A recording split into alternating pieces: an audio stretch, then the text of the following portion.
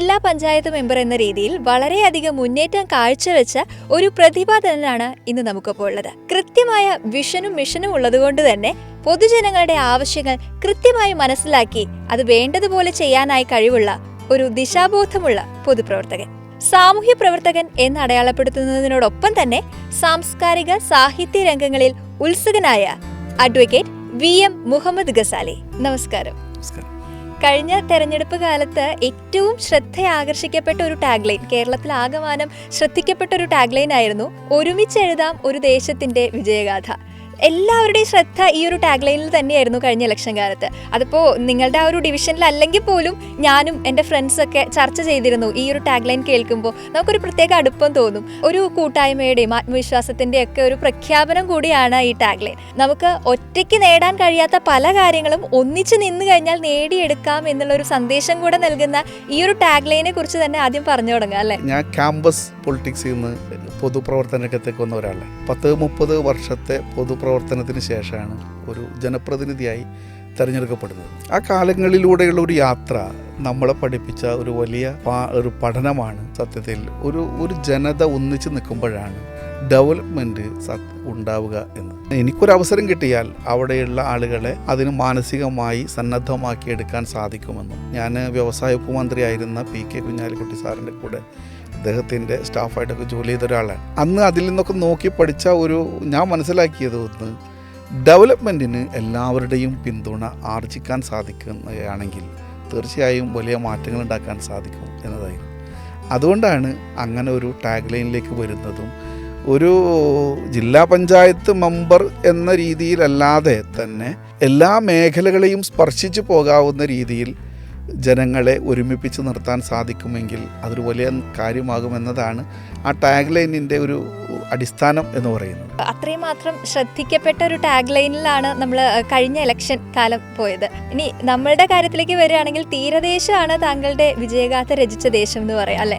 കായലും കടലും ഒക്കെ ആയിട്ട് പ്രകൃതി സുന്ദരമായിട്ടുള്ള പ്രദേശമാണ്. എല്ലാവർക്കും വന്ന് കാണാനും ആസ്വദിക്കാനും ഒക്കെ ഇഷ്ടമാണെങ്കിലും അവിടെ പ്രശ്നങ്ങൾ നേരിടുന്നത് ഒരുപാടാണ്. വളരെ വലിയ പ്രശ്നങ്ങൾ നേരിട്ടുകൊണ്ടിരിക്കുന്ന ആളുകളാണ് അവിടെയുള്ളത്. അതുകൊണ്ട് തന്നെ അതിനെയൊക്കെ തരണം ചെയ്തത് എങ്ങനെയാണെന്ന് ചോദിച്ചു കഴിഞ്ഞാൽ ഒറ്റ വാക്കിൽ ഉത്തരം പറയാനായിട്ട് സാധിക്കില്ല. ഒരുപാടുണ്ടായിരിക്കും പറയാനായിട്ട്. നമുക്ക് ഓരോന്നായിട്ട് പറയാം അല്ലേ? അതെ. സത്യത്തിൽ നേരത്തെ നിങ്ങൾ പറഞ്ഞ പോലെ ഇപ്പം നിങ്ങൾ ഒരു ടൗണിൽ ജീവിക്കുന്ന ആളുകളാണ്. ഗ്രാമങ്ങൾ ചേർന്ന് നിൽക്കുന്ന ഒരു പ്രദേശമാണ് നമ്മുടെ ഒരു ഡിവിഷൻ എന്ന് പറയുന്നത്. അപ്പോൾ ആ ഡിവിഷനിനെ സംബന്ധിച്ചിടത്തോളം ഏത് ഡെവലപ്മെൻറ്റിന് വേണമെങ്കിലും പ്രധാനമായി ഒരുക്കേണ്ടത് അവിടുത്തെ ഇൻഫ്രാസ്ട്രക്ചർ തന്നെയാണ്. അപ്പോൾ ആ രീതിയിൽ ജയിച്ചു കഴിഞ്ഞ സമയത്ത് നമ്മൾ പരിശോധിക്കുമ്പോൾ ഉണ്ടാവുന്ന വലിയ സ്വപ്നങ്ങൾ വിഭാവനം ചെയ്യുമ്പോഴൊക്കെ അതിന് തടസ്സങ്ങളായി നിൽക്കുന്നത് അവിടുത്തെ റോഡുകൾ പോരാ, അല്ലെങ്കിൽ അതിനുള്ള സൗകര്യങ്ങൾ പോരാ എന്നുള്ളത്. ഉള്ള സമയം കൊണ്ട് ഏകദേശം ഒരു 30ഓളം റോഡുകൾ ഡിവിഷനിൽ 30 റോഡുകൾ പുതുക്കി പണിയുന്നതിന് വേണ്ടിയുള്ള സംവിധാനങ്ങൾ ഉണ്ടാക്കാൻ എനിക്ക് സാധിച്ചിട്ടുണ്ട്. എനിക്ക് സാധിക്കാന്ന് പറഞ്ഞാൽ അവിടുത്തെ നാട്ടുകാർക്ക് സാധിച്ചിട്ടുണ്ട് എന്നാണ് അർത്ഥം. നമ്മൾ ഒരാളല്ലല്ലോ, ഒരുമിച്ചെഴുതിയ ഒരു വിജയഗാഥ ആയതുകൊണ്ട് അവിടുത്തെ നാട്ടുകാർക്ക് സാധിച്ചു എന്ന് പറയുന്നതാണ് അതിൻ്റെ ശരി. അതിലേറ്റവും എടുത്തു പറയാവുന്ന ഒരു സംഗതി 3 റോഡുകൾ പുതുതായി പണിയാൻ സാധിച്ചു എന്നത് വലിയ സന്തോഷമുള്ളൊരു കാര്യമാണ്. നിലവിലുള്ള റോഡുകളുടെ മെയിൻ്റനൻസ് വലിയ പ്രശ്നമായിരുന്നു എങ്കിൽ പോലും ഇന്ന് വരെ റോഡില്ലാത്ത മേഖലകളിൽ പുതിയ റോഡ് ഉണ്ടാക്കിയെടുക്കുന്നതിന്, കോൺക്രീറ്റ് ചെയ്ത് ഉണ്ടാക്കിയെടുക്കുന്നതിന് സാധിച്ചത്. ഒന്ന് കടപ്പുറം പഞ്ചായത്തിലെ ബുഹാറയിൽ ചരിത്രപ്രധാനമായ ഒരു പ്രദേശമാണത്.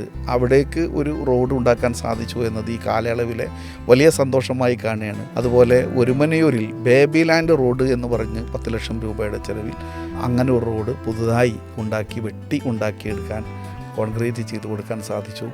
ആ ഉണ്ടാക്കിയ റോഡിൻ്റെ അങ്ങേ തലയിൽ ഒരു പ്രായമായൊരു മനുഷ്യനുണ്ട്, നടക്കാൻ പറ്റാത്തൊരു മനുഷ്യൻ. അല്ലടുത്ത് മുച്ചക്ര വാഹനമുണ്ട്. പക്ഷെ കൊച്ചു എന്നാണ് ആ ചേട്ടൻ്റെ പേര്. കൊച്ചുവേട്ടൻ എന്നാണ് ഞങ്ങളൊക്കെ വിളിക്കുക. ആ പുഴയുടെ തീരത്ത് ആ വണ്ടി വെച്ച് ആ വീട്ടിലിങ്ങനെ ഇരിക്കുകയാണ്. പുറത്തേക്ക് ഇറങ്ങാൻ പറ്റുന്നില്ല വണ്ടിയിട്ട്.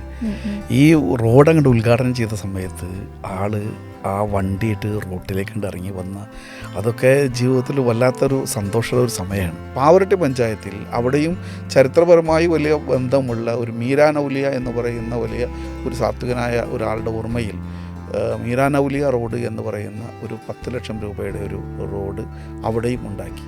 പിന്നീട് ഞാൻ നേരത്തെ പറഞ്ഞ പോലെ 30ഓളം റോഡുകളുടെ ഇതുണ്ടാക്കാൻ സാധിച്ചു. അതിൽ പാവറട്ടി ഗ്രാമപഞ്ചായത്തിലെ മരുതയൂർ കാളാനി റോഡ് ഒരു 10 ലക്ഷം രൂപ ചെലവിൽ അത് നവീകരിച്ചു.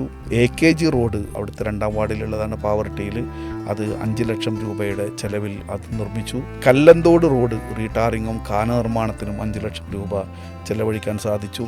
അതുപോലെ ജവഹർ റോഡ് എന്ന് പറയുന്ന റോഡുണ്ട്, അവിടുത്തെ 6-ാം വാർഡിലാണ് പാവർട്ടിയിലുണ്ടായിരുന്നത്. അവിടുത്തെ അഴുക്കുചാൽ നിർമ്മാണത്തിനും സ്ലാബ് ഇടലിനൊക്കെ ആയിട്ട് 5 ലക്ഷം രൂപ കൊടുത്തു.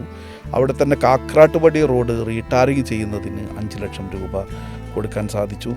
അതുപോലെ ഒരുമനയൂരിൽ AP അയമു റോഡിലെ ഒരു കാന നിർമ്മാണത്തിന് 5 ലക്ഷം രൂപ കൊടുക്കാൻ സാധിച്ചു. കടപ്പുറത്ത് BKC തങ്ങൾ അനുബന്ധ ടാറിങ്ങിന് 5 ലക്ഷം രൂപ കൊടുക്കാൻ സാധിച്ചു. ബാഫക്കി തങ്ങൾ റോഡ് നവീകരണത്തിന് ഒരു 5 ലക്ഷം രൂപ കൊടുക്കാൻ സാധിച്ചു. അതുപോലെ പാവറട്ടിയിൽ തന്നെ കോന്നം ബസാർ മൊനക്കക്കടവ് റോഡ് ഉയർത്തലും ടാറിങ്ങും 10 ലക്ഷം രൂപയുടെ ഒരു വർക്കായിരുന്നു, അത് പൂർത്തിയാക്കാൻ സാധിച്ചു. തത്തക്കുളങ്ങര കളുവപ്പാടം റോഡ് എന്ന് പറഞ്ഞ് വളരെ കാലങ്ങളായി പ്രയാസപ്പെടുന്ന റോഡാണ്. ഏറ്റവും ഒടുവിൽ 40 ലക്ഷം രൂപ 39.5 ലക്ഷം രൂപ അവിടേക്ക് വേണ്ടി അനുവദിച്ച് അതിൻ്റെ എല്ലാ വർക്കും ചെയ്ത് അടുത്ത ദിവസം അതിൻ്റെ വർക്ക് തുടങ്ങാവുന്ന രീതിയിൽ ടെൻഡറും കാര്യങ്ങളൊക്കെ കഴിഞ്ഞ് അതും ഈ കാലയളവിൽ ചെയ്തു തീർക്കാൻ സാധിച്ചു എന്നത് വലിയൊരു സന്തോഷമുള്ള കാര്യമാണ്. പാവർട്ടിയിൽ തന്നെ സെൻറ്റ് ജോസഫ്സ് റോഡ് ഉണ്ട്, അവിടുത്തെ 14-ാം വാർഡായിരുന്നു, അതിന് ഒരു 12 ലക്ഷം രൂപ അതിനു വേണ്ടി ജില്ലാ പഞ്ചായത്തിൽ നിന്ന് അറേഞ്ച് ചെയ്ത് കൊടുത്തു. വൈലിപ്പാടം AKG റോഡിലെ കാന നിർമ്മാണം അതിന് ഒരു 5 ലക്ഷം രൂപ അതിനു വേണ്ടി അനുവദിച്ചു കൊടുത്തിട്ടുണ്ടായി. കടപ്പുറത്ത് റിഫൈൻ പള്ളി റോഡ് എന്ന പേരിൽ ഒരു റോഡിന് അവിടുത്തെ പഞ്ചായത്ത് തന്ന ആ പേരിൽ 5 ലക്ഷം രൂപ അനുവദിച്ചു കൊടുത്തു. ഒരുമന്നൂരിൽ AP അയമു റോഡിൻ്റെ ഒരു 2-ാം ഘട്ടം ഉണ്ടായിരുന്നു, അതിന് വീണ്ടും 5 ലക്ഷം രൂപ അവിടെ നിന്ന് അനുവദിക്കാൻ സാധിച്ചു. അതുപോലെ വെങ്കിടങ്ങ് പഞ്ചായത്തിലെ പണ്ടാരമാട് റോഡിന് 2 തവണയായി ആദ്യത്തെ പദ്ധതിയിൽ 15 ലക്ഷം രൂപയും ഇപ്പോൾ 2-ാമത്തെ പദ്ധതിയിൽ 12.38 ലക്ഷം രൂപയും അതിനുവേണ്ടി അനുവദിക്കാൻ സാധിച്ചു. അതുപോലെ എളവള്ളി ഗ്രാമപഞ്ചായത്തിൽ മാനത്തിൽ തറവാട് റോഡിൻ്റെ അവിടുത്തെ ഒരു അഴുക്കുചാൽ നിർമ്മാണമുണ്ടായിരുന്നു, അതിന് 7.67 ലക്ഷം രൂപ അതിനു വേണ്ടി ചെലവഴിക്കാൻ സാധിച്ചു. കൂടാതെ പാവറട്ടിയിൽ തന്നെ അവിടുത്തെ 10-11 വാർഡുകളിലായിട്ടുള്ള മൊനക്കക്കടവ് റോഡുണ്ട്, ആ റോഡിന് 35 ലക്ഷം രൂപ ചെലവഴിച്ചിട്ടാണ് അവിടെ നമ്മൾ കോൺക്രീറ്റ് റോഡ് നിർമ്മിച്ചത്. അതുപോലെ തന്നെ ആ റോഡിന് അഡീഷണലായിട്ട് പുതുതായി ഒരു 10 ലക്ഷം രൂപ കൂടി അതിൻ്റെ എക്സ്റ്റൻഷന് വേണ്ടിയിട്ട് വെച്ചു. അങ്ങനെ 35, 10, 45 ലക്ഷം രൂപ ആ റോഡിന് തന്നെ അനുവദിക്കാൻ സാധിച്ചു. കടപ്പുറം പഞ്ചായത്തിലെ ചുള്ളിപ്പാടത്ത് ഒരു 8 ലക്ഷം രൂപയുടെ ചെലവിൽ അവിടുത്തെ റോഡുകളുടെ ദാനം ചെയ്യാൻ സാധിച്ചു. അവിടെ തന്നെ ഒരു വേലിയേറ്റം കൊണ്ട് ബുദ്ധിമുട്ടുന്ന ഒരു പ്രദേശം ഉണ്ടായിരുന്നു അടിതിരുത്തിയിൽ, അതിൻ്റെ കാനയും കൾവർട്ടിനും ഒക്കെ ആയിട്ട് ഒരു 8 ലക്ഷം രൂപ അതിനുവേണ്ടി ചെലവഴിക്കേണ്ടായി. അതുപോലെ ചുള്ളിപ്പാടം ഈ നേരത്തെ പറഞ്ഞവിടെ തന്നെ അതിൻ്റെ 2-ാം ഘട്ടമായി ഇപ്പോൾ വീണ്ടും 10 ലക്ഷം രൂപ അനുവദിക്കുകയും അതിൻ്റെ കാര്യങ്ങൾ പൂർത്തിയാവുകയും ചെയ്തിട്ടുണ്ടായി. ഇത്രയും ഏറെ ഞാനത് ഒരു സാമ്പിൾ പറഞ്ഞതാണ്. 30ഓളം റോഡുകൾ നമുക്ക് അവിടെ പുതുതായി നവീകരിച്ചെടുക്കുന്നതിന് സാധിക്കുകയുണ്ടായി. അപ്പോൾ ആ ഒരു രീതിയിൽ ഇൻഫ്രാസ്ട്രക്ചർ ചെയ്ത് തീർക്കാൻ സാധിച്ചു എന്നത് വലിയൊരു സന്തോഷമുള്ള കാര്യമാണ്. ഈ റോഡുകളുടെ നിർമ്മാണം എന്ന് പറയുമ്പോൾ സാധാരണ PWD അല്ലെങ്കിൽ ഗ്രാമപഞ്ചായത്തിന്റെ കീഴിൽ വരുന്ന അവരുടെ ചുമതലയിൽ വരുന്ന കാര്യമാണല്ലോ. അപ്പോൾ ജില്ലാ പഞ്ചായത്തിന്റെ ചുമതലയിൽ ഇരിക്കുമ്പോഴും ഈ ഗ്രാമപഞ്ചായത്തിന്റെ റോഡുകൾ ഏറ്റെടുക്കുന്നതിന് ഉണ്ടായിട്ടുള്ള സാഹചര്യം എന്തായിരുന്നു? അതിൽ എന്താ കാര്യം എന്ന് പറഞ്ഞാൽ ജില്ലാ പഞ്ചായത്തിന്റെ റോഡുകൾ തന്നെ മെയിൻ്റെനൻസിനാണ് ജില്ലാ പഞ്ചായത്തിന്റെ ഫണ്ട് കിട്ടുകയുള്ളൂ. പക്ഷേ പ്രത്യേകമായ ചില സാഹചര്യങ്ങളിൽ നമുക്ക് അത് ഗ്രാമപഞ്ചായത്ത് നടത്താതെ പോകുമ്പോൾ ഗ്രാമപഞ്ചായത്ത് കുറേ കാലങ്ങളായി അത് മെയിൻ്റെനൻസ് നടത്താതാകുമ്പോൾ ജനങ്ങൾ വല്ലാതെ പ്രയാസപ്പെടുകയാണ്. അപ്പോൾ എൻ്റെ ഡിവിഷനിൽ സത്യത്തിൽ ജില്ലാ പഞ്ചായത്തിൻ്റെ റോഡുകൾ അധികം ഇല്ല. അപ്പോൾ ആ കാര്യങ്ങളിൽ ഗ്രാമപഞ്ചായത്ത് അത് പൂർത്തീകരിക്കാതെ വന്നപ്പോൾ പാവറട്ടിയും അതുപോലെ ഒരുമനൂരിനൊക്കെയുള്ള റോഡുകൾ കൂടുതൽ എണ്ണം നമുക്ക് അതിലേക്ക് വേണ്ടി ചെയ്തെടുക്കാൻ ഒരു ഇടപെടലിലൂടെ സാധിച്ചു എന്നത് ചാരിതാർത്ഥ്യമുള്ള സന്തോഷമുള്ള ഒരു കാര്യമാണ്. കേവലം ഒരു രാഷ്ട്രീയ പ്രവർത്തകൻ അല്ലെങ്കിൽ പൊതുപ്രവർത്തകൻ എന്നുള്ളതിനപ്പുറമായിട്ട് ഒരു കലാ സാംസ്കാരിക പ്രവർത്തനങ്ങളിലൊക്കെ എപ്പോഴും ഏർപ്പെട്ടുകൊണ്ടിരിക്കുന്ന ഒരാളാണ് താങ്കൾ. പ്രതിനിധാനം ചെയ്യുന്ന ഡിവിഷൻ സാംസ്കാരിക രംഗത്ത് ഒരുപാട് ഔന്നിത്യം കൈവരിക്കണം എന്ന് ആഗ്രഹിക്കുന്ന ഒരു വ്യക്തിയാണ്. നമ്മളെ വോട്ട് ചെയ്ത് വിജയിപ്പിച്ച മേഖലയ്ക്ക് വേണ്ടി സാംസ്കാരിക രംഗത്ത് ആവിഷ്കരിച്ച് നടപ്പിലാക്കാൻ സാധിച്ചിട്ടുള്ള പ്രവർത്തനങ്ങൾ എന്തൊക്കെയാണ്? ഈ ചോദ്യം വളരെ സന്തോഷമുള്ള ചോദ്യമാണ്. കാരണം എന്താ വെച്ചാൽ ഞാൻ തെരഞ്ഞെടുപ്പ് കാലത്ത് പറഞ്ഞിരുന്ന ഒരു പ്രധാനപ്പെട്ട ഒരു ആശയം, നിങ്ങൾ എന്നെ തിരഞ്ഞെടുക്കുകയാണെങ്കിൽ ഞാൻ അങ്ങനെ റോഡുകളും പാലങ്ങളും മാത്രം ഉണ്ടാക്കി പോകുന്ന ഒരു അംഗമായിരിക്കില്ല. നിങ്ങളുടെ എല്ലാ മേഖലകളെയും സാമൂഹ്യ സാംസ്കാരിക സാഹിത്യ മേഖലകളിലെല്ലാം നിങ്ങളോടൊപ്പം നിൽക്കുന്ന ഒരാളായിരിക്കുമെന്നത് എൻ്റെ തെരഞ്ഞെടുപ്പ് കാലത്ത് തന്നെ ഞാൻ ജനങ്ങളോട് പറഞ്ഞിരുന്ന സംഗതിയാണ്. അത് ഏറ്റെടുക്കാനും അത് പ്രാവർത്തികമാക്കാനും സാധിച്ചു എന്ന ഒരു വലിയ ചാരിതാർത്ഥ്യം നമുക്ക് മനുഷ്യരുടെ കൂടെ നിൽക്കുമ്പോഴുണ്ട്. എന്നെ സംബന്ധിച്ചിടത്തോളം എഴുത്തുകാർ, വായന, അതുപോലെ കലാ സാംസ്കാരിക മേഖലകളിൽ പ്രവർത്തിക്കുന്ന ആളുകളോടൊക്കെ വലിയ ബഹുമാനവും സ്നേഹവുമുള്ള ഒരാളാണ്. ഈ ഒരു ടാഗ് ലൈൻ പോലും, ഒരുമിച്ച് എഴുതാം എന്ന ഒരു ടാഗ് ലൈൻ പോലും അതിൻ്റെ ഒരു ഗന്ധമുണ്ട് എന്നാണ് എൻ്റെ ഒരു അഭിപ്രായം. അപ്പോൾ അതിൽ എൻ്റെ ഒരു ഡിവിഷനിലാണെങ്കിലും ഒട്ടേറെ സാംസ്കാരിക പ്രവർത്തനങ്ങൾ നടക്കാനുള്ള ഒരു ശേഷിയുള്ള, അല്ലെങ്കിൽ നടന്നു വരുന്നൊരു സ്ഥലമാണ് കടപ്പുറം ഡിവിഷൻ എന്ന് പറഞ്ഞാൽ. ഒട്ടേറെ ലൈബ്രറികൾ, അതുപോലെ ക്ലബ്ബുകൾ ഒക്കെയുള്ള ഒരു പ്രദേശം. അപ്പോൾ ഞാൻ ഇത് മുഴുവനായി ജില്ലാ പഞ്ചായത്തിൻ്റെ ഫണ്ട് ഉപയോഗിക്കുക എന്നത് മാത്രമല്ലല്ലോ, നമുക്ക് അവരെയൊക്കെ കോർത്തിണക്കി അവരുടെ ഒരു പ്രതിനിധി എന്ന നിലയ്ക്ക് ഈ മേഖലയെ പുഷ്കലമാക്കിയെടുക്കാനുള്ള ഒരു വർക്ക്.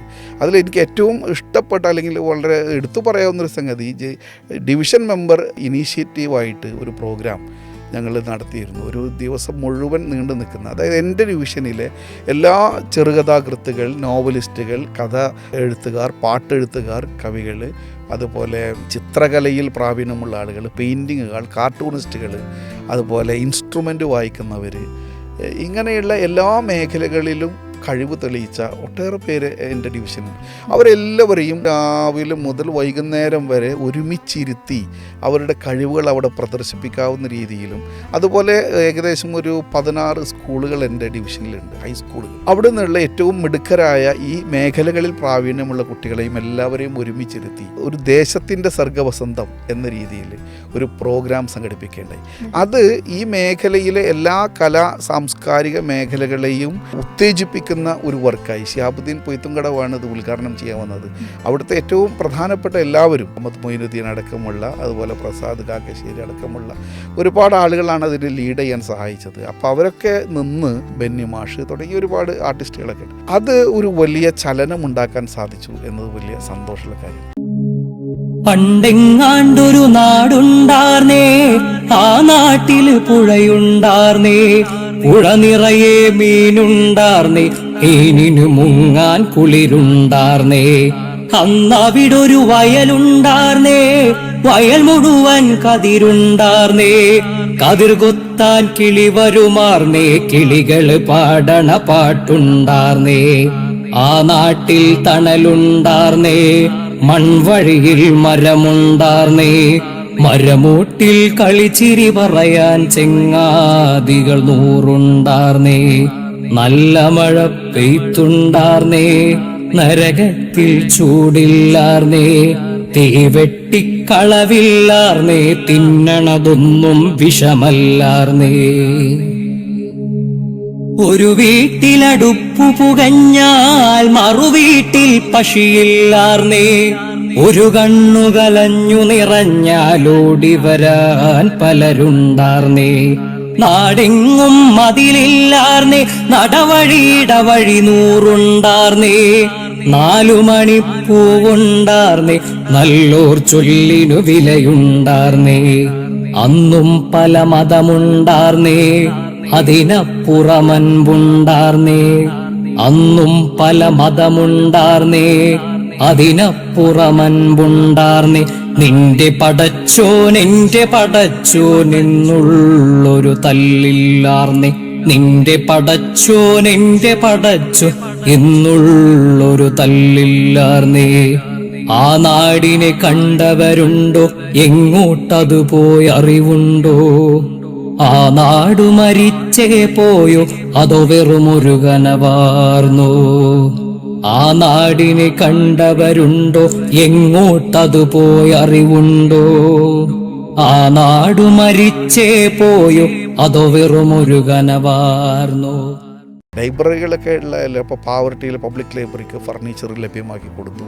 അതുപോലെ ചിറ്റാട്ടുകര ലൈബ്രറിക്ക് ഫർണിച്ചർ ലഭ്യമാക്കി കൊടുത്തു.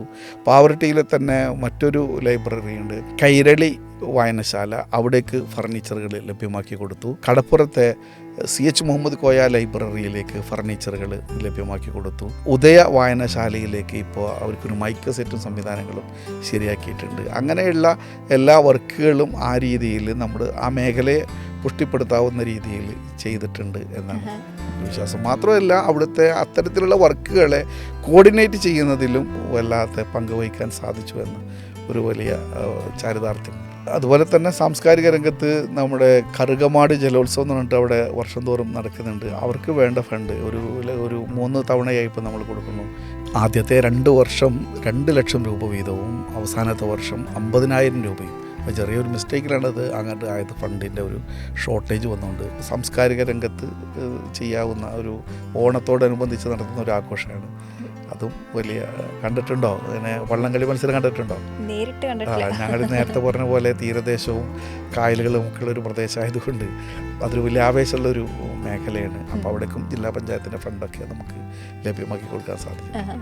ഒരു കലാ സാംസ്കാരിക പ്രവർത്തകൻ എന്നുള്ള രീതിയിൽ ഇത്തരം കാര്യങ്ങളൊക്കെ ചെയ്യുമ്പോൾ ഒരു പ്രത്യേക സന്തോഷം. അതാണ് ഞാൻ പറയുന്നത്. ഒരു അവസരം വന്നപ്പോൾ അതിൻ്റെ ഒരു ഫണ്ട് ജില്ലാ പഞ്ചായത്തിൽ ഇത്തരം ആളുകളെയൊക്കെ കൊടുക്കാൻ, നേരത്തെ പറഞ്ഞ കലാമുറ്റം ലൈബ്രറിക്ക് ഒരു കമ്പ്യൂട്ടർ ലഭ്യമാക്കി കൊടുക്കുകയുണ്ടായി. അപ്പോൾ അത്തരത്തിലുള്ള മേഖലകളൊക്കെ നമുക്ക് ടച്ച് ചെയ്തു പോകാൻ സാധിച്ചു എന്നത് വലിയൊരു സന്തോഷം. വിദ്യാഭ്യാസ മേഖല എടുത്തു കഴിഞ്ഞാൽ പൊതുവിദ്യാഭ്യാസ സംരക്ഷണം എന്നുള്ളത് വളരെ പ്രസക്തമായിട്ടുള്ള ഒരു കാര്യമാണ് ഇക്കാലത്ത്.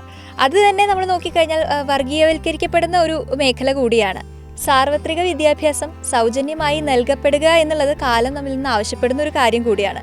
അപ്പോൾ ഉത്തരവാദിത്തപ്പെട്ട ഒരു ജനപ്രതിനിധി എന്നുള്ള രീതിയിൽ, അപ്പോൾ താങ്കൾ പ്രതിനിധാനം ചെയ്യുന്ന ഡിവിഷനിൽ ഒരു വിദ്യാഭ്യാസ സ്ഥാപനങ്ങൾക്ക് ചെയ്തിട്ടുള്ള ധാരാളം പ്രവർത്തനങ്ങളുണ്ടല്ലോ, അതേക്കുറിച്ചൊക്കെ ഒന്ന് പറയൂ.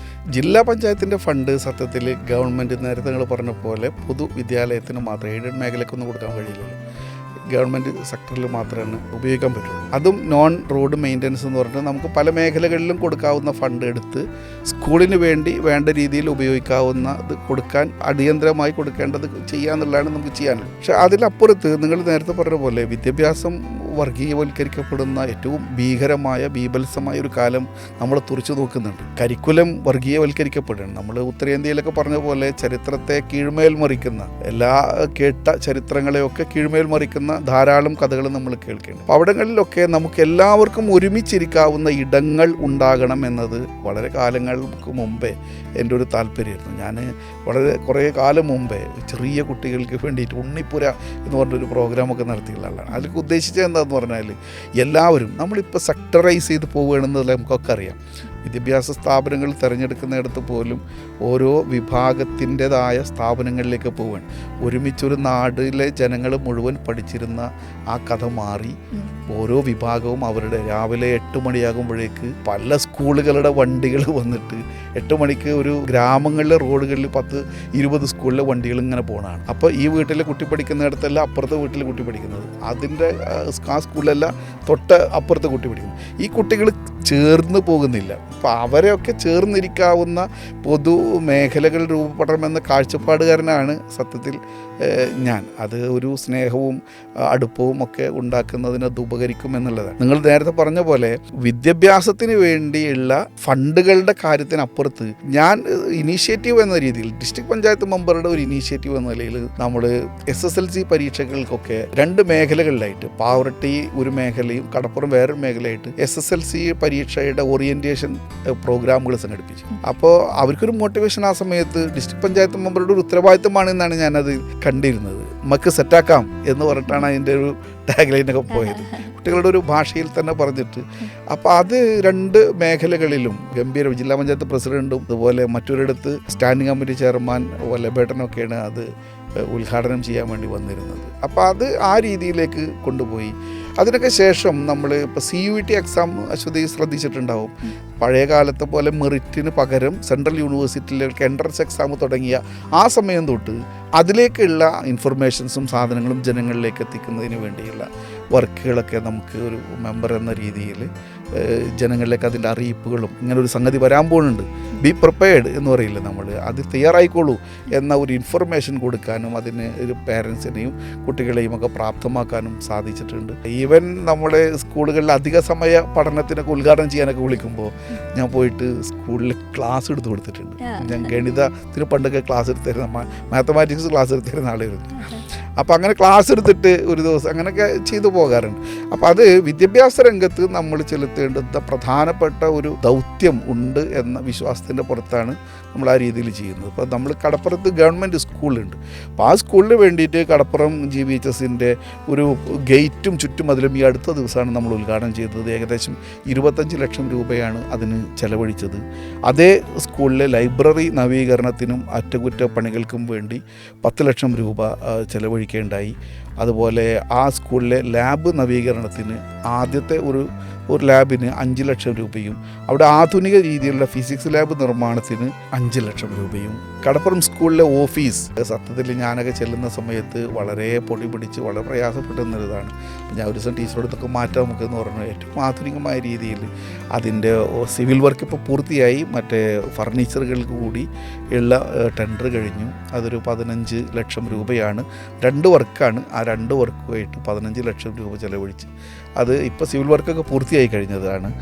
അതുപോലെ അതേ സ്കൂളിൽ തന്നെ ഒരു അസംബ്ലി ഹാൾ നിർമ്മിക്കുന്നതിന് വേണ്ടി 23 ലക്ഷം രൂപ വകയിരുത്തുകയും അതിൻ്റെ ടെൻഡറാകുകയും അതിൻ്റെ നിർമ്മാണോദ്ഘാടനം കഴിയുകയൊക്കെ ചെയ്തിട്ടുണ്ട്. അതുപോലെ അവിടേക്ക് വേണ്ട UPS ലഭ്യമാക്കുന്ന സമയത്തൊക്കെ ആ കാര്യങ്ങൾ ചെയ്തു കൊടുത്തു. അതുപോലെ കമ്പ്യൂട്ടറുകൾ ലഭ്യമാക്കാൻ ഒരു 1.5 ലക്ഷം രൂപ കൊടുത്തിട്ടുണ്ടായി. പിന്നെ അതേ സ്കൂളിലെ ഈ ലൈബ്രറി ഞാൻ നവീകരിക്കുന്ന സമയത്ത് അവിടെ ഉദ്ഘാടനത്തിന് ചെന്ന സമയത്ത് അവിടെ ചെന്ന് നോക്കുമ്പോൾ മുകളിലൊക്കെ ഷീറ്റിട്ടൊക്കെ ഉഷാറാക്കിയിട്ടുണ്ടെങ്കിലും ഭയങ്കര ചൂട്. അപ്പോൾ അപ്പം തന്നെ ഞാൻ കുട്ടികളോട് പറഞ്ഞു, ഞങ്ങൾക്ക് ഇവിടെ AC വെച്ച് തരാമെന്ന് പറഞ്ഞു. അതും പൂർത്തീകരിച്ചു കൊടുത്തു. അതുപോലെ തന്നെ ആ സ്കൂളിൽ SPC വിദ്യാർത്ഥികൾക്ക് ഒക്കെയുള്ള ആ കാര്യങ്ങളും എല്ലാം നമ്മൾ ചെയ്തു പോയിട്ടുണ്ടായി. അതുപോലെ അവിടെ വൊക്കേഷണൽ ഹയർ സെക്കൻഡറി ഒരു വിഭാഗമുണ്ട്. അപ്പോൾ അവർക്ക് വേണ്ട ലാപ്ടോപ്പുകളില്ലാന്ന് പറഞ്ഞപ്പോൾ 7 ലക്ഷം രൂപയുടെ ഇത് കൊടുത്തു. ഏകദേശം 98.5 ലക്ഷം രൂപ ആ സ്കൂളിൻ്റെ ഒരു പൊതുവിദ്യാലയത്തിൻ്റെ ഡെവലപ്മെൻറ്റിന് വേണ്ടി മാത്രം ചിലവഴിക്കാൻ അവിടെ സാധിച്ചിട്ടുണ്ട്. അതൊരു വലിയ സന്തോഷമുള്ള ഒരു കാര്യമാണ്. ഒരു നാട് ഒരുമിച്ചെഴുതുന്ന വിജയഗാഥയിൽ നേരത്തെ നിങ്ങൾ പറഞ്ഞ സാംസ്കാരിക മേഖലയും വിദ്യാഭ്യാസ മേഖലയിലുമൊക്കെ ചെലുത്താൻ ചെയ്തിട്ടുള്ള ആ സ്വാധീനം അത് വലിയ ഒരു സന്തോഷം തോന്നിയിട്ടുള്ള കാര്യം തന്നെയാണ്. അതുപോലെ ചിറ്റാട്ടുകര സെൻറ്റ് സെബാസ്റ്റ്യൻ സ്കൂളിൽ ഇൻസിനേറ്ററുകൾ വെച്ചു. അതിൽ ഞാൻ ചെറിയ കുറേ പരിപാടികളുണ്ട്. ഞാൻ അങ്ങനെ ഓർമ്മയിൽ വരുന്ന ഇങ്ങനെ പെട്ടെന്ന് പറഞ്ഞു പോവാണ്. ഇത്തരം ഒരുപാട് കാര്യങ്ങളുടെ ഇടയിൽ ചിലതിങ്ങനെ ഓർമ്മ വരുമ്പോൾ അത് പറഞ്ഞതേ ഉള്ളൂ. സ്കൂളുകൾ കൂടാതെ 2 അംഗൻവാടികൾ ഈ കാലയളവിൽ പൂർത്തിയാക്കി. കഴിഞ്ഞ ഒരു കാലയളവിൽ പാസ്സാക്കിയതാണെങ്കിലും സ്പിൽ ഓവർ പദ്ധതിക്ക് പുതിയ ഭരണസമിതി ഞങ്ങൾ വന്ന് അംഗീകാരം കൊടുത്തതിൻ്റെ ഒരു പദ്ധതിയായിരുന്നു ചുക്ക് ബസാറിലുള്ള ഒരു അംഗൻവാടി. അത് പണി പൂർത്തീകരിച്ച് ഉദ്ഘാടനം ചെയ്തത് ഈ കാലത്താണ്. അതുപോലെ കടപ്പുറം പഞ്ചായത്തിലെ ഒരു അംഗൻവാടിയുണ്ട്, 19-ാം നമ്പർ അംഗൻവാടി. അതിനുവേണ്ടി 10 ലക്ഷം രൂപ. കാര്യങ്ങളെല്ലാം പൂർത്തിയായതാണ്. പക്ഷേ അതിലെ ഒരു സോയിൽ ടെസ്റ്റിൻ്റെ റിസൾട്ട് വരാത്തത് കൊണ്ട് അതിൻ്റെ നിർമ്മാണം തുടങ്ങിയിട്ടില്ല. അതും ഈ വിദ്യാഭ്യാസ പ്രവർത്തനങ്ങളുടെ ഭാഗമായി തന്നെ നമ്മുടെ കുഞ്ഞുമക്കൾ ആദ്യം പോകുന്ന ഒരു സ്ഥലമാണല്ലോ, ഏറ്റവും ആദ്യം പോകുന്നത്. അതിനു വേണ്ടി വെക്കാൻ സാധിച്ചു എന്നുള്ളതൊക്കെ സ്കൂളുകളിൽ നേരത്തെ പറഞ്ഞ പോലെ ഗവൺമെൻറ് സ്കൂളുകൾക്ക് മാത്രം ഫണ്ട് കൊടുക്കാനേ ഉള്ളെങ്കിലും ചില പദ്ധതികൾ രൂപപ്പെട്ടു വന്നപ്പോൾ എയ്ഡഡ് സ്കൂളിനും കൊടുക്കാവുന്ന 2 ഓപ്ഷൻസ് വന്നു. അതിൽ 3 എയ്ഡഡ് സ്കൂളുകൾക്ക് അവിടുത്തെ ടോയ്ലറ്റ് ബ്ലോക്ക് ഉണ്ടാക്കുന്നതിന് വേണ്ടി 10 ലക്ഷം രൂപ വീതം അനുവദിക്കാൻ സാധിച്ചു. ഒരുമനയൂരിലെ ഇസ്ലാമിക് സ്കൂളിന് 10 ലക്ഷം രൂപ അനുവദിക്കേണ്ടായി. അതിൻ്റെ ടെൻഡർ കഴിഞ്ഞു. എല്ലാ ഭരണാനുമതിയും ടെൻഡറും എല്ലാം കഴിഞ്ഞു. അതിൻ്റെ നിർമ്മാണം ആരംഭിക്കാനിരിക്കുകയാണ്. വെമ്മേനാട് MASM ഹയർ സെക്കൻഡറി സ്കൂളിൽ അത് പണിത് കഴിഞ്ഞു. 10 ലക്ഷം രൂപയുടെ പദ്ധതി പൂർത്തിയായി. അത് കഴിഞ്ഞ ദിവസം ഉദ്ഘാടനം ചെയ്യേണ്ടായി. അതുപോലെ പാവറട്ടി സെൻറ്റ് ജോസഫ് സ്കൂളിൽ ഒരുപാട് കുട്ടികൾ പഠിക്കുന്ന ഒരു സ്കൂളാണ്. അവിടെയും 10 ലക്ഷം രൂപ. ഈ സ്കൂളുകളിലൊക്കെ സർക്കാർ മേഖലയിൽ നിന്ന് കിട്ടുന്ന ഏറ്റവും വലിയ ഫണ്ടാണ്. അവിടെ ബാക്കി പല പ്രതിനിധികളും കൊടുത്തിട്ടുണ്ടെങ്കിലും ഈ ഫിഗർ ടച്ചായിട്ടില്ല. ഈ പറഞ്ഞതിൽ വെമ്മനാട് സ്കൂളുണ്ടല്ലോ, MASM സ്കൂൾ, അത് ഞാൻ പഠിച്ച സ്കൂളാണ്, എൻ്റെ വീടിൻ്റെ അടുത്താണ്.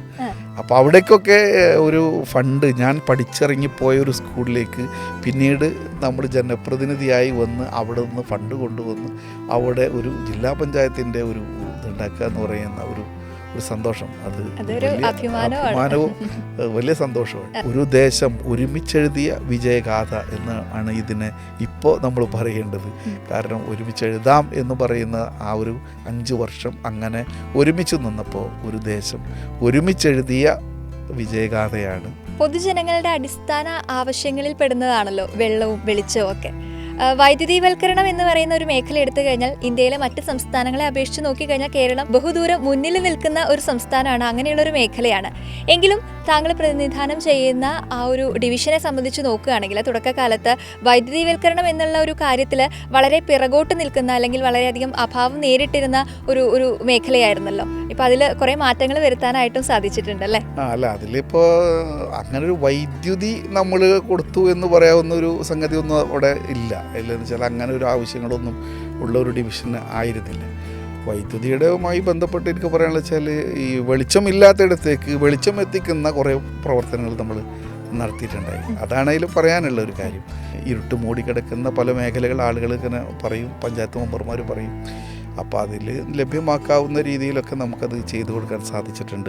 മരുതയൂർ കാളാനി റോഡിൻ്റെ പാവർട്ടിയിൽ അവിടെ ഒരു മിനിമാസ്റ്റ് ലൈറ്റ് വെച്ച് കൊടുത്തു. 2 ലക്ഷം രൂപയാണ്. അവിടുത്തെ ഒരു പാലിയേറ്റീവ് സെൻ്റർ ഉണ്ട്, സാന്ത്വനം പാലിയേറ്റീവ്. അവിടെയും ഒരു ഇരുട്ട് മൂടിക്കിടക്കുന്നു എന്ന് പറഞ്ഞ് അവർക്കും 2 ലക്ഷം രൂപയുടെ ഒരു മിനിമാസ്റ്റ് ലൈറ്റ് അവിടെ വെച്ച് കൊടുത്തു. വെമ്മനാട് പുഴയോരത്ത് ഒരു mini mast light സ്ഥാപിക്കേണ്ടായി.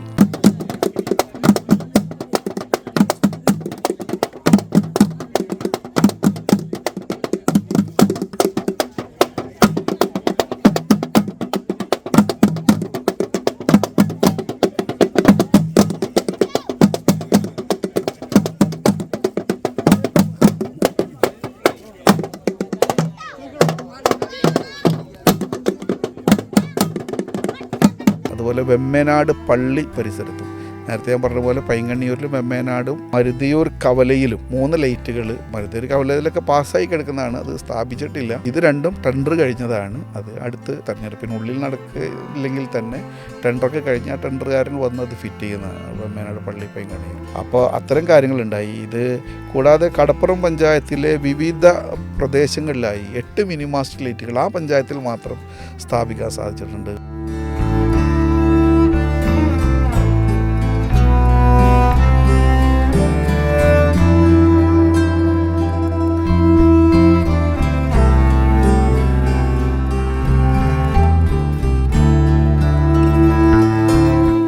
ഉരുമനയൂരിൽ baby land road എന്ന് പറഞ്ഞില്ല, അത് തുടങ്ങുന്നയിടത്ത് ഒരു മിനിമാസ്റ്റ് ലൈറ്റ് നമ്മൾ സ്ഥാപിക്കേണ്ടായി. അതുപോലെ തബാക്ക് കോർണർ എന്ന് പറഞ്ഞിട്ടൊരു ഉരുമനയൂർ കുണ്ടകടവ് പാലം ഇറങ്ങി പോകുന്നൊരു സ്ഥലമുണ്ട്, അവിടെ 2 ലക്ഷം രൂപയുടെ ഒരു ലൈറ്റ് സ്ഥാപിക്കേണ്ടായി.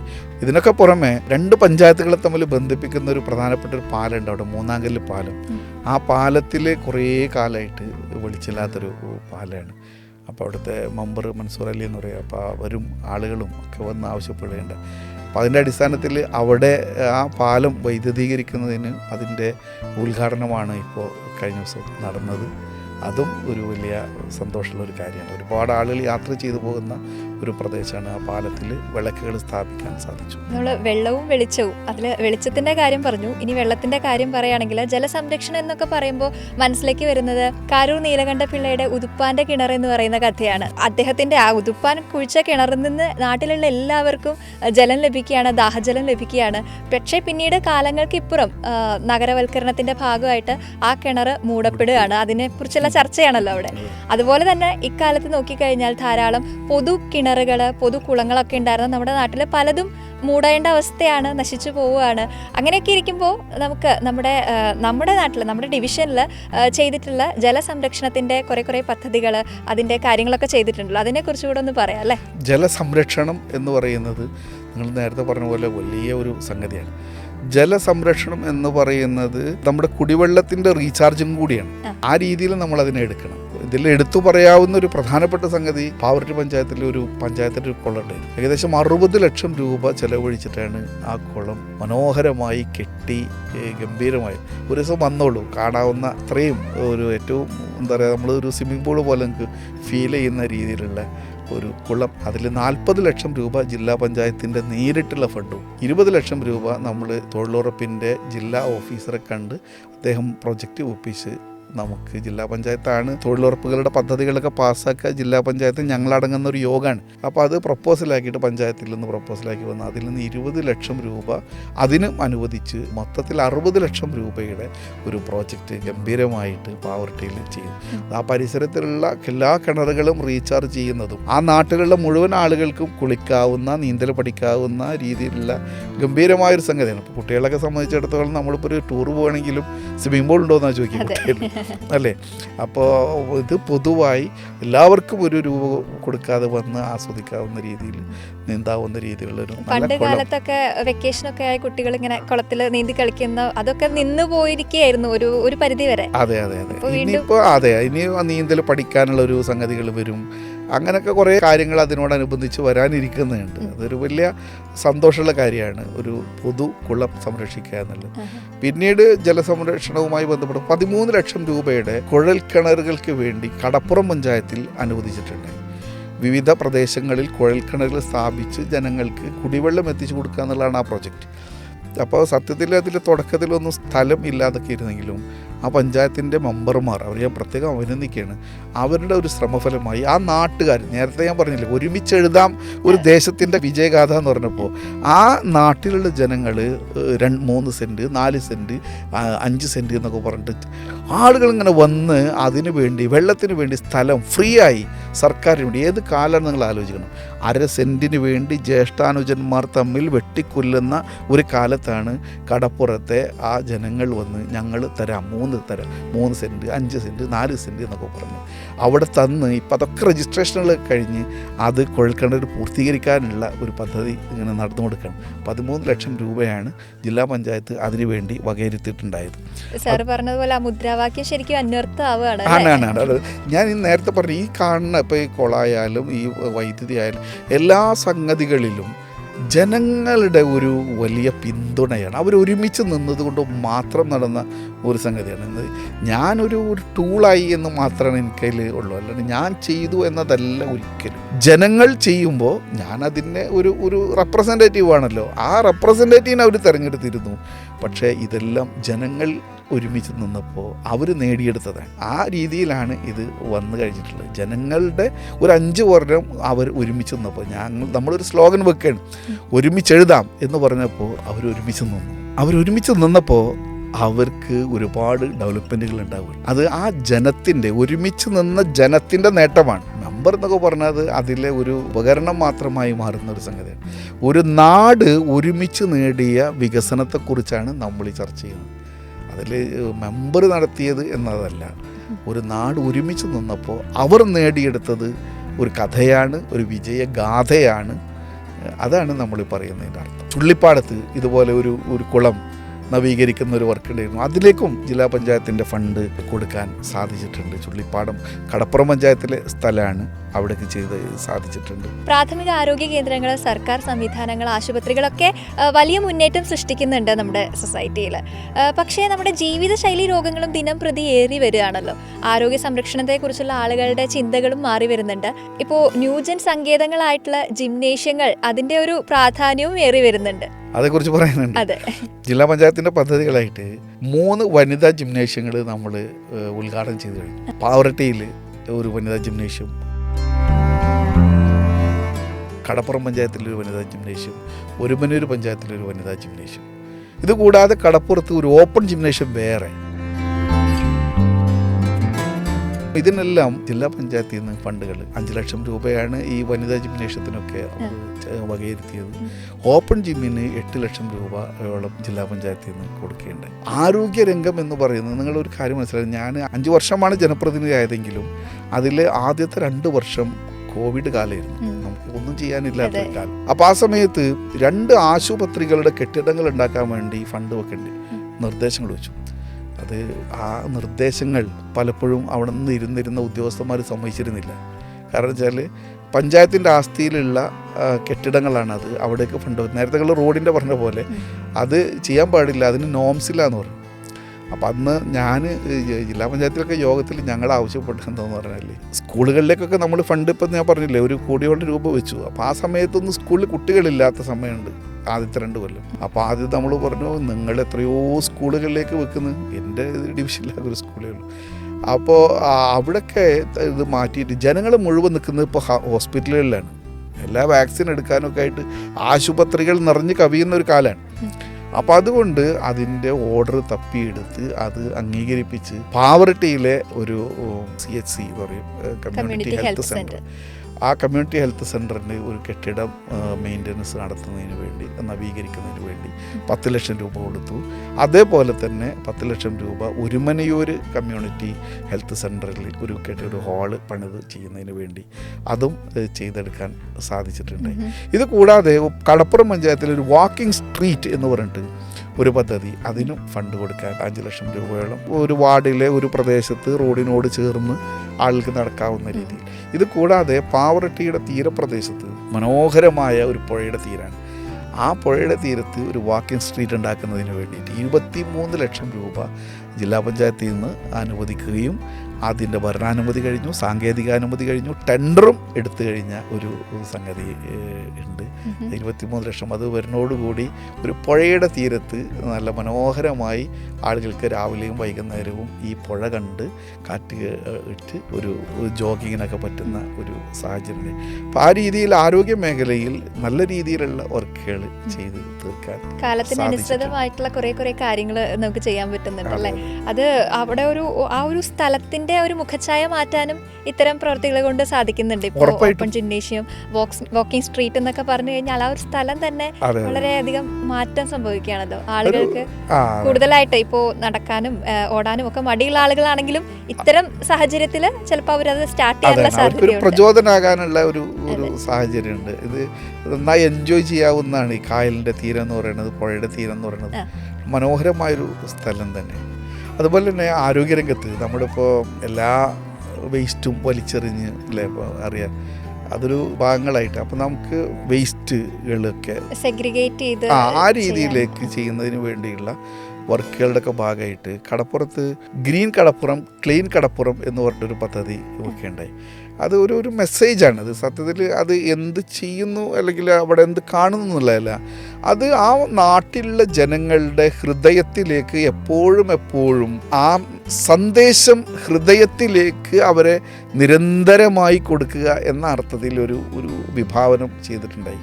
അതിന് അഞ്ചങ്ങാടി സെൻറ്ററിൽ വലിയൊരു ബോർഡൊക്കെ വെച്ചിട്ടുണ്ടായി. ആ നാട്ടിലൂടെ പോകുമ്പോൾ ആ നാട്ടിലുള്ള മുഴുവൻ ആളുകൾക്കും അതിലൂടെ യാത്ര ചെയ്യുന്ന എല്ലാവർക്കും ക്ലീൻ നാട് അല്ലെങ്കിൽ ഒരു ഗ്രീൻ സംവിധാനം, ഈ ഒരു ഫീൽ ഉണ്ടാക്കുന്ന രീതിയിൽ അതിൻ്റെ അനുബന്ധ പ്രവർത്തനങ്ങൾ വേറെയും നടന്നിട്ടുണ്ട്. പല മേഖലകളിലും അതൊക്കെ നടന്നിട്ടുണ്ടെങ്കിലും ഈ സന്ദേശം നിരന്തരമായി അവരുടെ മനസ്സിലേക്ക് അടിച്ച് കയറ്റുന്ന രീതിയിലുള്ള ഒരു പദ്ധതിയാണ് ഗ്രീൻ കടപ്പുറം, ക്ലീൻ കടപ്പുറം എന്ന്. അതും ഒരു വലിയ സന്തോഷമുള്ള ഒരു കാര്യം. തുടർച്ചയായിട്ട് ഇങ്ങനെ നമ്മൾ കാണുകയും കേൾക്കുകയും ചെയ്യുമ്പോൾ പലർക്കും അതൊരു, ഇപ്പം നമ്മളൊരു കയ്യിലൊരു മിഠായി കടലാസ് ആണെങ്കിൽ പോലും വലിച്ചെറിയരുത് എന്നിങ്ങനെ നിരന്തരമായി കാണുമ്പോൾ നമ്മളത് പോക്കറ്റിലിട്ട് വിട്ടുകൊണ്ട് കളയാനുള്ളൊരു ആ ചിന്ത വരുമല്ലോ അല്ലേ? ഒരു ഗ്രീൻ എന്ന് പറയുന്ന ഒരു കാഴ്ചപ്പാട് എനിക്ക് പാവറട്ടിയിൽ ഞാനൊരു പദ്ധതി ആവിഷ്കരിച്ചു. 23 ലക്ഷം രൂപ അതിന് ജില്ലാ പഞ്ചായത്തിൽ നിന്ന് പാസ്സാക്കി പഞ്ചായത്ത് NOC തന്ന ഒരു പ്രൊജക്റ്റാണ്. എന്താണെന്നറിയോ, ഇനിയുള്ള കാലത്ത് നമ്മുടെ ചെറു പട്ടണങ്ങളിലൊക്കെ ഈ കാർബൺ എമിഷൻ വർദ്ധിച്ചുകൊണ്ട് AC-കളിൽ നിന്ന് വരുന്ന കാർബൺ മോണോക്സൈഡ് ഉൾപ്പെടെയുള്ള ടാറ്, വണ്ടികളുടെ പുകയിൽ നിന്ന് വരുന്നത്, ഡീസൽ കത്തിയിട്ട് വരുന്നത്, അപ്പോൾ അങ്ങനെ നമ്മൾ അറിയാലോ ഓസോണിൻ്റെ പ്രശ്നങ്ങളൊക്കെ നിങ്ങൾക്ക് അറിയാമെന്ന് തോന്നുന്നു.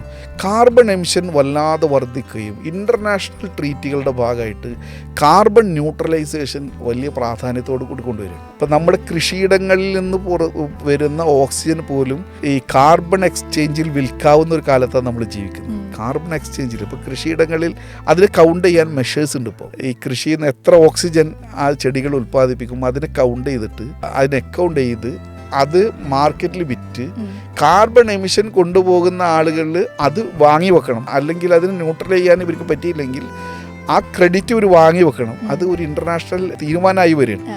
ആ കാലത്ത് സത്യത്തിൽ നമ്മൾ പാവറട്ടി സെൻറ്ററിൽ ഈ ഇതുപോലെ ഓക്സിജൻ റിച്ചായിട്ട് ഒരു ഓക്സിജൻ പാർക്ക് എന്ന് പറയുന്ന അവിടെ ചെടികളും സംഗതികളൊക്കെ വെച്ച് ഉണ്ടാക്കാവുന്ന ഗംഭീരമായൊരു സാധനം നമ്മൾ വിഭാവനം ചെയ്തു. ആദ്യത്തിൽ ചെറിയ ഉദ്യോഗസ്ഥന്മാർക്ക് മനസ്സിലാവാത്ത ചെറിയ പ്രശ്നങ്ങളുണ്ടായിരുന്നു.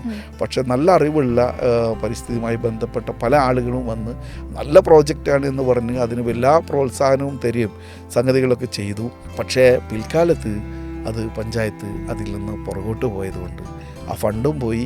ഇതൊരു വലിയ ആശയമാണ്. ഞാനിത് പറഞ്ഞു വെക്കുന്നതെന്ന് പറഞ്ഞാൽ വരാനുള്ള ഒരു കാലത്ത് അന്ന് വരുന്നൊരു തലമുറ ഇതും മനസ്സിലാക്കി വെക്കട്ടെ. ഇങ്ങനെ ഒരു കോൺസെപ്റ്റ് ഇവിടെ ഉണ്ടായിരുന്നു.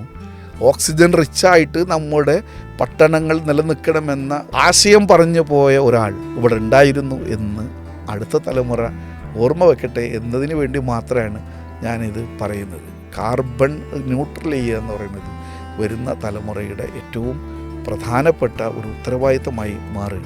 അതെ, തീർച്ചയായിട്ടും. കുറച്ച് കാലം കഴിയുമ്പോൾ ഇത് വളരെ കോമൺ ആയിട്ട് നമ്മുടെ നാട്ടിലും കണ്ടുവരുന്ന ഒന്നായിരിക്കും. എല്ലാ കമ്പനികളും ഇൻഡസ്ട്രികളും ഒക്കെ ഇനി ഈ കാർബൺ ന്യൂട്രലൈസ് ചെയ്യാൻ നിർബന്ധിതമാകും. അത് ചെയ്യാൻ പറ്റാത്തവർ ക്രെഡിറ്റ് വാങ്ങി വെക്കേണ്ടി വരും. അത് നമ്മുടെ പട്ടണങ്ങളിലേക്ക്, ചെറുപട്ടണങ്ങളിലേക്ക്, നിങ്ങൾക്കറിയാലോ ഡൽഹിയിലെ എയർ പൊല്യൂഷൻ 350-400 അടുത്ത് പോകുമ്പോൾ ബാംഗ്ലൂർ പട്ടണത്തിലേത് 40-35 ബാംഗ്ലൂർ പോയിട്ടുണ്ടല്ലോ. എല്ലായിടത്തും ചെറിയ ചെറിയ സങ്കേതങ്ങൾ, ചെറിയ വൃക്ഷങ്ങളൊക്കെ വെച്ച്, ചെറിയ ചെടികളൊക്കെ വെച്ചിട്ടുള്ള പാർക്കുകളാണ്. അതൊരു വലിയ മാറ്റങ്ങൾ ഉണ്ടാകുന്ന ഒരു സംഗതിയാണ്. തീർച്ചയായും അതുപോലെയൊക്കെ നമ്മുടെ നാട് ഇനി ഒരു കാലത്ത് വരും എന്ന് വിചാരിക്കും. വളരെ ഫ്യൂച്ചറിസ്റ്റിക് ആയിട്ടുള്ള ഒരു പ്രൊജക്റ്റ് ആയിരുന്നു ഇപ്പോൾ പറഞ്ഞത്. അത് നടക്കാതെ സത്യത്തിൽ നടക്കാതെ പോയത് കുറച്ചൊക്കെ ഉണ്ടാവും. കുറേ പദ്ധതികളൊക്കെ നടക്കാതെ പോയിട്ടുണ്ടാവും. നടക്കാതെ പോയതിൽ സങ്കടകരം എന്ന് പറയുന്നത് ഇത് മാത്രമാണ്. അത് വരാനുള്ള ഒരു തലമുറയ്ക്ക് വേണ്ടിയുള്ള ഒരു കരുതലായിരുന്നു അത് മാത്രമാണ് നമുക്ക് അതിലൊരു സങ്കടം എന്ന് പറയുന്നത്. ഇപ്പോൾ കാർബൺ എമിഷൻ തടയുന്നതിനായിട്ട് ഓക്സിജൻ പാർക്ക് എന്നുള്ള വളരെ നൂതനമായിട്ടുള്ളൊരു ആശയം, അതിനെക്കുറിച്ചുള്ള പദ്ധതിയെക്കുറിച്ചുള്ള കാര്യങ്ങൾ പറഞ്ഞു. അതുപോലെ മറ്റെന്തെങ്കിലും പുതിയ തരത്തിൽ അല്ലെങ്കിൽ പുതിയ തലമുറയ്ക്ക് വേണ്ടിയിട്ട്, ഭാവിക്ക് വേണ്ടിയിട്ട് എന്തെങ്കിലും നൂതന പദ്ധതികൾ പ്ലാൻ ചെയ്തിട്ടുണ്ടോ? അതിൽ നമുക്ക് ഇപ്പം ഇതൊരു വരാനുള്ള കാലത്തേക്കുള്ള ഒരു കാഴ്ചപ്പാടാണല്ലോ ഒരു അംഗം അല്ലെങ്കിൽ ഒരു ജനപ്രതിനിധിയുടെ കാഴ്ചപ്പാട് ഉണ്ടാവേണ്ടത്. ആ അർത്ഥത്തിലാണ് ഓക്സിജൻ പാർക്ക് നമ്മൾ മുന്നോട്ട് വെച്ചത്. കടപ്പുറം ഗ്രാമപഞ്ചായത്തിലേക്ക് ഒരു ഡിജിറ്റൽ സ്പേസ് എന്ന് പറയുന്ന ഒരു പദ്ധതി നമ്മൾ ഇൻട്രൊഡ്യൂസ് ചെയ്തിട്ടുണ്ടായി. അപ്പോൾ അതിൻ്റെ പ്രവർത്തനങ്ങൾ നടന്നു വരികയാണ്. അതിൻ്റെ അംഗീകാരങ്ങളൊക്കെ പൂർത്തിയായി. ഡിജിറ്റൽ സ്പേസ് എന്ന് പറഞ്ഞാൽ അശ്വതിക്കറിയാലോ, നമ്മുടെ ചെറുപ്പക്കാരൊക്കെ പല കമ്പനികളിൽ ജോലി ചെയ്യുന്നുണ്ടാവും, ബാംഗ്ലൂരോ ഡൽഹിയിലോ എവിടെയെങ്കിലൊക്കെ. അപ്പോൾ അവർക്കൊക്കെ വർക്ക് ഫ്രം ഹോം ആയിട്ട് ഇങ്ങനെ കൊടുക്കുകയാണ്. അപ്പോൾ കമ്പനികളിൽ സ്ഥലമില്ല. അപ്പോൾ നിങ്ങളോട് വർക്ക് ഫ്രം ഹോം ചെയ്തോളാൻ പറയും. ഇവർക്ക് ഇവിടെ വന്നാൽ ഈ വീട്ടിലൊന്നും ഇതിനുള്ള സൗകര്യങ്ങൾ ഉണ്ടാവില്ല, ഹൈ സ്പീഡ് നെറ്റ് ഉണ്ടാവില്ല, സിസ്റ്റം ഉണ്ടാവില്ല, ഇരിക്കാനുള്ള നല്ല സ്പേസ് ഉണ്ടാവില്ല.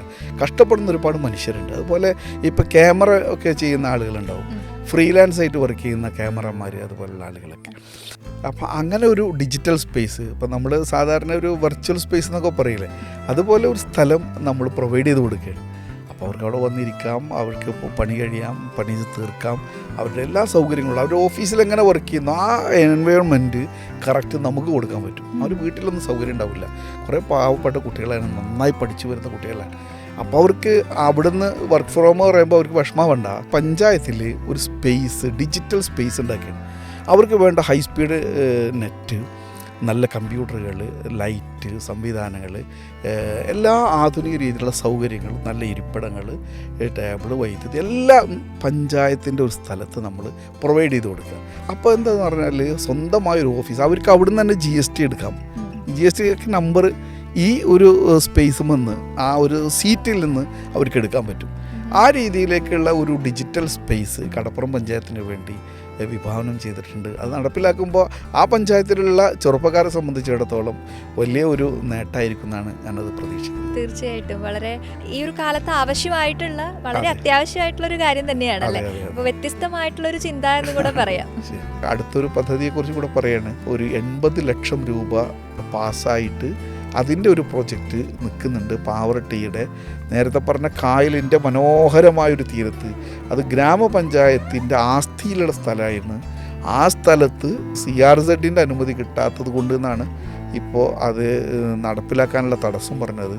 ആസ്തി രജിസ്റ്ററിലുണ്ട് എന്ന് പഞ്ചായത്ത് NOC തന്നതിന് ശേഷം മാത്രമാണ് നമ്മൾ 80 ലക്ഷം രൂപ വെച്ചത്. അവിടെ ഒരു നിലാപ്പെയ്ത്ത് എന്ന് പറയുന്ന കായലോരത്ത് നിലാവ്, ഒന്ന് നിങ്ങൾ മനസ്സിലൊന്ന് ആലോചിച്ച് നോക്കൂ. ഒരു നീണ്ട് പരന്ന് കിടക്കുന്ന ഒരു കായൽ, ഒരു പുഴ, അതിൻ്റെ തീരം, അവിടെ ഇങ്ങനെ നിൽക്കുന്നിടത്ത് ഒരു നിലാവ് വരുന്നത്, അതൊരു മനോഹരമായൊരു കോൺസെപ്റ്റാണ്. അത് നിലാപ്പെയ്ത്ത് എന്ന് തന്നെ അതിൻ്റെ പേരിട്ടിട്ടുള്ളൊരു പ്രോജക്റ്റ്. അത് പദ്ധതി ഉപേക്ഷിച്ചിട്ടില്ല. 80 ലക്ഷം രൂപ അതിന് വകയിരുത്തിയിട്ടുള്ളതാണ്. അതും നമ്മുടെ ഒരു സ്വപ്നമായിരുന്നു. ഒരു സാഹിത്യ ഉത്സുകി ആയതുകൊണ്ട് കൂടിയായിരിക്കാം ഇത്ര മനോഹരമായിട്ട് അതിനെ വിഭാവനം ചെയ്യാനും കൂടെ സാധിക്കും. നമ്മളങ്ങനെ ഉണ്ടല്ലോ, നമ്മളൊരു വൈകുന്നേരങ്ങളിൽ നിലാവിലൊക്കെ പോയിരിക്കുമ്പോൾ അത് അശ്വതി അവിടേക്ക് വരുമ്പോൾ കടലിലും കായലിൻ്റെ ഒക്കെ തീരത്തിരുന്ന് നിലാവ് കാണുമ്പോഴത് അതിൻ്റെ ഒരു സുഖം മനസ്സിലാവും. ദിശാബോധം കൊണ്ടും ആത്മാർപ്പണം കൊണ്ടും ഒക്കെ വളരെ സന്തോഷകരമായിട്ടുള്ള ഒരുപാട് നിമിഷങ്ങൾ, ഒരുപാട് പ്രൊജക്ട്സിനെ കുറിച്ചാണ് നമ്മൾ ഇത്രയും നേരം സംസാരിച്ചത്. അതിനിടയിൽ തന്നെ നമുക്ക് നടക്കാതെ പോയ വളരെയധികം വിഷമിച്ച ഒരു പ്രൊജക്റ്റിനെ കുറിച്ചും സംസാരിച്ചു. ഇതല്ലാതെ നമുക്ക് ഈ കാലയളവിൽ ഏതെങ്കിലും ഒരു സന്ദർഭത്തിൽ നമ്മുടെ കൂടെ സഹപ്രവർത്തകരിൽ നിന്നോ അല്ലെങ്കിൽ പാർട്ടി പ്രവർത്തകരിൽ നിന്നോ ജനങ്ങളിൽ നിന്നോ അങ്ങനെ എവിടുന്നെങ്കിലും വളരെയധികം വിഷമം തോന്നുന്ന അല്ലെങ്കിൽ എന്തെങ്കിലും ബുദ്ധിമുട്ട് നേരിടേണ്ടി വന്നിട്ടുണ്ടോ? ജനങ്ങളിൽ നിന്ന് അങ്ങനെ ബുദ്ധിമുട്ടുകളോ പ്രയാസങ്ങളോ പാർട്ടികളിൽ നിന്നോ ഒന്നും ഉണ്ടായിട്ടില്ല. എല്ലാവരും ഒരു വലിയ കോപ്പറേറ്റീവായിട്ടാണ്. ഒരു ദേശം ഒരുമിച്ചെഴുതിയ വിജയഗാഥയാണ് എന്ന് പറയുമ്പോൾ അത് ഒരുമിച്ച് നിന്നതാണല്ലോ. അങ്ങനെ വേറെ അങ്ങനെ ഒരാളും ഒരു പ്രയാസവും ആരും ഉണ്ടാക്കിയിട്ടില്ല. എല്ലാ കാര്യങ്ങളും പ്രയാസം എന്ന് പറയുന്ന ഒരു സംഗതി ഉണ്ടായിട്ടുണ്ട് അശ്വതി. ഞാൻ ജയിച്ച സമയത്ത് എൻ്റെ ആദ്യത്തെ ഫേസ്ബുക്കിൽ ഞാൻ എഴുതിയത് ഉമ്മയുടെ പ്രാർത്ഥനയാണ് എന്നാണ്. ഈ നേട്ടത്തിനും ഈ ഉയർച്ചയ്ക്കുമൊക്കെ പുറകിൽ എൻ്റെ ഉമ്മയുടെ ഒരു പ്രാർത്ഥനയാണെന്നാണ്. പൂർത്തീകരിച്ച് പോകുമ്പോൾ ഉമ്മ ഇല്ല കൂടെ. അതാണ് അതിലൊരു സങ്കടം എന്ന് പറയുന്നത്. ഒരു ഉമ്മയുടെ ഒരു സ്നേഹവും ഒരു ആഗ്രഹവും അനുഗ്രഹവും അങ്ങനെ നമ്മൾ തുടങ്ങിയ യാത്രയാണ്. അപ്പോൾ അത് ആ ഒരു യാത്രയ്ക്ക് ഒരു ചെറിയ വിരാമം ഇടുന്ന സമയത്ത് ഉമ്മ ഇല്ലാത്തത് തീർച്ചയായിട്ടും വലിയൊരു വിഷമം തന്നെയാണ്. ഈ ഒരു സന്തോഷത്തോടു കൂടെ നമ്മൾ ഇത്രയും കാര്യങ്ങൾ ചെയ്തു എന്ന് പറയുമ്പോൾ അത് കേൾക്കാനായിട്ട് ഉമ്മ ഇല്ല എന്നുള്ളൊരു വിഷമം അല്ലേ?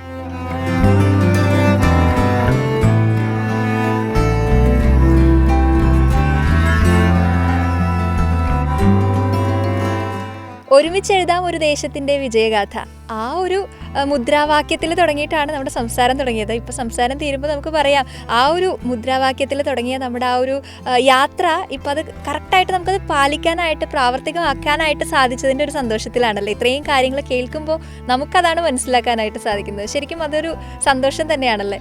തീർച്ചയായും ഇത് ഒരു സന്തോഷം മാത്രമല്ല, ഒരു ദേശം നൽകുന്ന ഒരു സന്ദേശം കൂടിയാണ്. ഞങ്ങൾ ഒരുമിച്ച് നിന്നപ്പോൾ, ഒരുമിച്ച് ഞങ്ങൾ ചേർന്ന് നിന്നപ്പോൾ ഞങ്ങൾ നേടിയെടുത്ത ഒരു വികസനത്തിൻ്റെ ഗാഥയുണ്ട് എന്നത് ആ ദേശം അല്ലെങ്കിൽ എൻ്റെ ആ ഡിവിഷനിലെ ജനങ്ങൾ പുറം ലോകത്തോട് പറയുന്ന ഒരു സന്ദേശം കൂടിയാണ്. ഞങ്ങൾ ഒരുമിച്ച് നിന്നപ്പോൾ, ഞങ്ങളൊരു ദേശം ചേർന്ന് നിന്നപ്പോൾ ഞങ്ങൾ നേടിയെടുത്ത വിജയത്തിൻ്റെ ഒരു കഥയുണ്ട് എന്നത് ഒരു ദേശം ഒരുമിച്ചെഴുതിയ വിജയഗാഥ എന്ന് പറയുന്നത്. അത് ഒരു നാട്ടിലുള്ള ജനങ്ങൾ ഈ പുറം ലോകത്തോട് പറയാണ്. അതാണ് അതിൻ്റെ ഒരു സംഭവം എന്ന് എനിക്ക് തോന്നുന്നു. അങ്ങനെ ഒരുമിച്ച് എഴുതിയ ഈ വിജയഗാഥ ഇനിയും തുടരാനായിട്ട് സാധിക്കട്ടെ. ജീവിതത്തിലുടനീളം ഈ ഒരു വിജയഗാഥ തുടരാനായിട്ട് ഇതുപോലെ ഗംഭീരമായിട്ട് മുന്നോട്ട് പോകാനായിട്ടുള്ള എല്ലാവിധ ആശംസകളും നേരുന്നു. സന്തോഷം, നന്ദി. അശ്വതിയോടും മാത്രമല്ല, ഇത് കാണുന്നത് ഈ പ്രേക്ഷകർ മിക്കവാറും എൻ്റെ ഡിവിഷനിലുള്ള ആളുകളായിരിക്കും. അവരോടൊക്കെ ഒരു തീർത്താൽ തീരാത്ത, ഞാൻ പറയുകയാണെങ്കിൽ എൻ്റെ ഹൃദയം പിളരുന്നുണ്ട് ഈ സമയത്ത് അവരെ ഓർത്ത്. എൻ്റെ കൂടെ നിന്നതിന്, എന്നെ ചേർത്ത് നിർത്തിയതിന് ആ ജനങ്ങളോടെല്ലാവരോടുമുള്ള നന്ദിയും കടപ്പാടും ഒക്കെ രേഖപ്പെടുത്താൻ ഈ സമയത്ത് എന്തായാലും സന്തോഷം. Thank you.